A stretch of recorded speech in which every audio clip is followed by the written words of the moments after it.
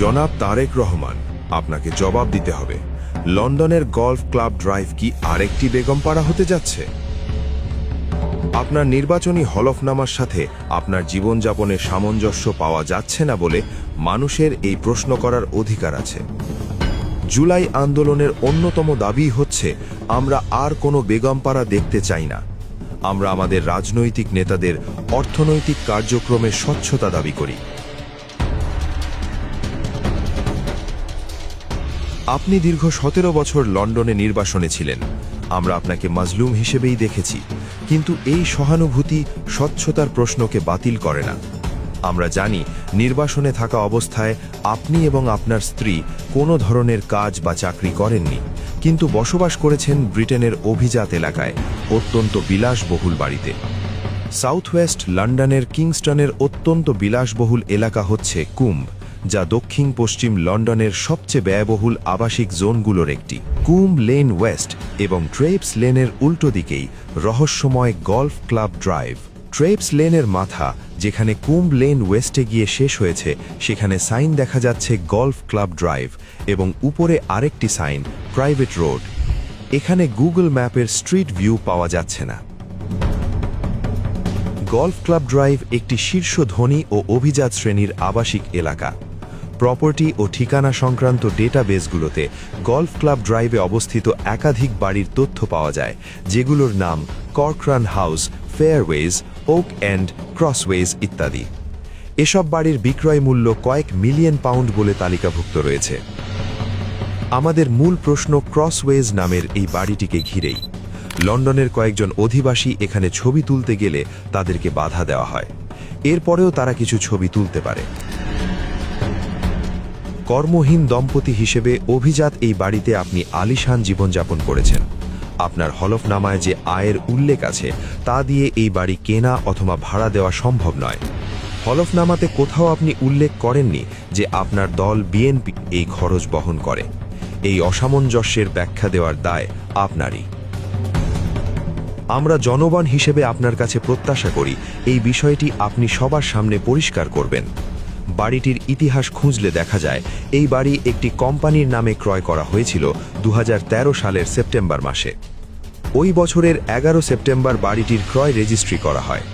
Registry দলিল অনুযায়ী 2013 সালের 11 সেপ্টেম্বর থেকে বাড়ির মালিক কুম হিল ডেভেলপমেন্ট লিমিটেড নামের একটি প্রতিষ্ঠান এবং বাড়ির মূল্য প্রায় 1.5 মিলিয়ন পাউন্ড, বাংলাদেশি টাকায় প্রায় 23.5 কোটি টাকা।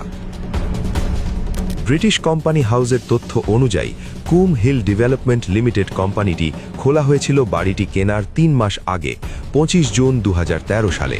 কোম্পানি খোলার সময় দেওয়া কোম্পানির রেজিস্টার্ড অ্যাড্রেস দেখানো হয়েছিল, যে বাড়িতে সে সময় আপনি ভাড়া থাকতেন সেই বাড়ির ঠিকানা। প্রথম কোম্পানি খোলার সময় পরিচালক ছিলেন মোহাম্মদ তাকি সাইদ।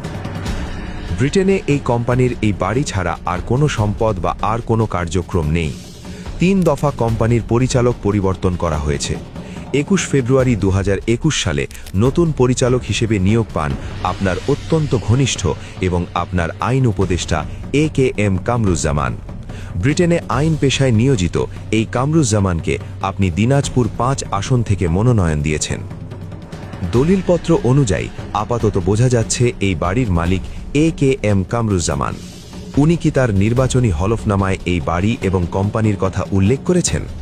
তার অ্যাপয়েন্টমেন্ট ডকুমেন্টে দেখা যাচ্ছে উনি ব্রিটিশ নাগরিক। তিনি কি নির্বাচনে দাঁড়ানোর আগে তার নাগরিকত্ব বাতিল করেছেন? কথা উঠেছে আপনি বাড়িটি নিজের নামে না কিনে একটি কোম্পানির মাধ্যমে কেনেন। প্রথমে যাদের মাধ্যমে দুবাই থেকে অর্থ আনা হয় তাদেরকেই পরিচালক হিসেবে দেখানো হয়। কর্মহীন অবস্থায় এত বড় অঙ্কের অর্থের উৎস নিয়ে ব্রিটিশ সরকারের প্রশ্ন উঠতে পারে, এই আশঙ্কায় কি এর কারণ? যদি ধরে নেওয়া হয় এই বাড়িতে আপনি ভাড়া থাকতেন, তাহলে এর ভাড়া কত হতে পারে সেটা আমরা দেখে নিতে পারি। সাধারণত ব্রিটেনে কিছুই গোপন নয়। বিভিন্ন প্রতিষ্ঠানের মাধ্যমে অনলাইনে ভাড়া এবং মূল্য যাচাই করা যায়। এমনই একটি প্রতিষ্ঠান হচ্ছে জুপলা। এই জুপলায় সার্চ করলে দেখা যায় এই এলাকায় মাসে 10,000 পাউন্ডের নিচে কোনো বাড়ি ভাড়া নেই। তার মানে সর্বনিম্ন ভাড়া ধরলেও এই বাড়ির ভাড়া ছিল মাসে 16 লাখ টাকা। একটি কর্মহীন পরিবার মাসে 16 লাখ টাকা শুধু বাড়ি ভাড়া এবং অন্যান্য খরচ কিভাবে মেটাতেন সেটা স্পষ্ট নয়। আপনার দল থেকে ভাড়া বাবদ এই টাকা পেতেন তাও আপনার হলফনামায় উল্লেখ নেই। আপনার দল নির্বাচন কমিশনে বার্ষিক খরচ 2 কোটি টাকার মতো রিপোর্ট করেছে। তাহলে এই 2 কোটি টাকা তো বছরে আপনার বাড়ি ভাড়া দিতেই শেষ হয়ে যাওয়ার কথা। তাহলে দলের অন্যান্য খরচ কি করে মিটত? আপনার সংসারের অন্যান্য খরচই বা কিভাবে চলত? এদিকে আরেকটি বাড়ি নিয়েও কথা শোনা যাচ্ছে। এটাও বেশ বড় একটা বাড়ি। আপনার নামে রেজিস্ট্রিকৃত হোয়াইট অ্যান্ড ব্লু কনসালটেন্টস লিমিটেডে আপনার এই ঠিকানা দেওয়া আছে। গত 3 ফেব্রুয়ারি বাড়িটি ভাড়ার তালিকায় উঠেছিল। 5ই ফেব্রুয়ারি এই নিয়ে সামাজিক যোগাযোগ মাধ্যমে কথা ওঠে। এরপর সম্ভবত বাড়িটি অনলাইন অ্যাড থেকে সরিয়ে নেওয়া হয়। দেখা যাচ্ছে এই বাড়ির ভাড়া মাসে 5,750 পাউন্ড, প্রায় 10 লাখ টাকা। এদিকে আপনি হলফনামায় উল্লেখ করেছেন আপনার আয় বছরে 6,76,000 টাকা, অর্থাৎ মাসে 56,000 টাকা। তাহলে মাসে 56,000 টাকা আয় থেকে কিভাবে আপনি 10 লাখ টাকা বাড়ি ভাড়া দিতেন? এই বাড়ি ভাড়া যে আপনার দলের থেকে দেওয়া হতো তাও কোথাও উল্লেখ নেই। আপনার দলের মোট ব্যয়ের সাথেও এটা মোটেও সামঞ্জস্যপূর্ণ নয়। এই অর্থের উৎস আপনার কি ছিল তাও আপনার হলফনামা থেকে পরিষ্কার নয়। আপনি প্রতিষ্ঠিত company white and blue consultants লিমিটেডের রেজিস্ট্রেশনে স্পষ্ট উল্লেখ করেছেন আপনি ব্রিটিশ নাগরিক। এদিকে আপনার হলফনামায় লিখেছেন না। পূর্বে নাগরিক ছিলেন কিনা সেখানে লিখেছেন প্রযোজ্য নহে। দ্বৈত নাগরিকত্ব নিয়ে নির্বাচন অবৈধ। এ বিষয়টি অবশ্যই জনগণের কাছে আপনাকে পরিষ্কার করতে হবে। এই অসামঞ্জস্য কেবল নৈতিক নয়, আইনগত প্রশ্নও তোলে। গণতন্ত্রে নীরবতা কোনো উত্তর নয়, জনগণ জবাব চায়।